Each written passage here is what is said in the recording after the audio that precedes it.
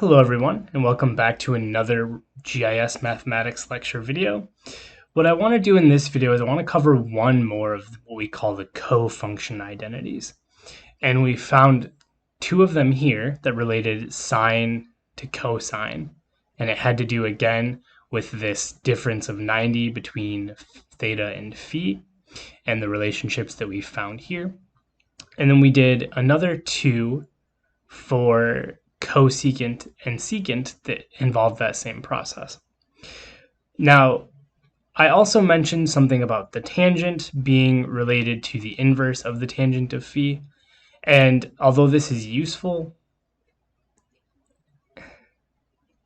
what might be more useful would be to look at the tangent of theta here, which is 3/4, and the cotangent of phi, which is also 3/4. And this is actually, I'm saying the same thing here, but I just want to formalize it a little bit better. So again, just to be clear, we have this phi equals 90 minus theta, right? So we have this relationship. This has not changed. But what we can see here is that the tangent of theta is equal to the cotangent of phi, right? And the cotangent is also just 1 over the tangent of phi, right?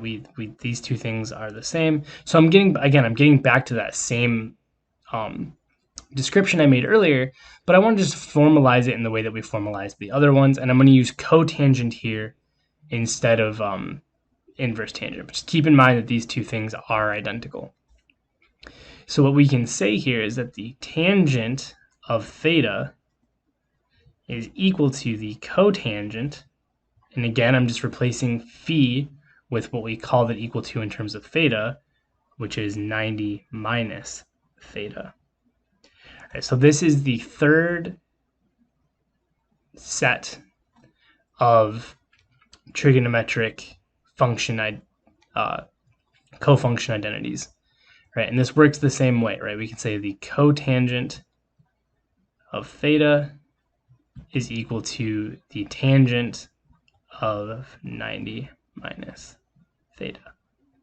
So these two things are equivalent. And again, just because we can see it sort of poking out here, just to go back to this point from the previous video, that this works in radians as well, just make sure to remember that 90 degrees is pi over 2 radians. So again, I know this was a quick video. I just wanted to go back in and explicitly define that tangent-cotangent relationship.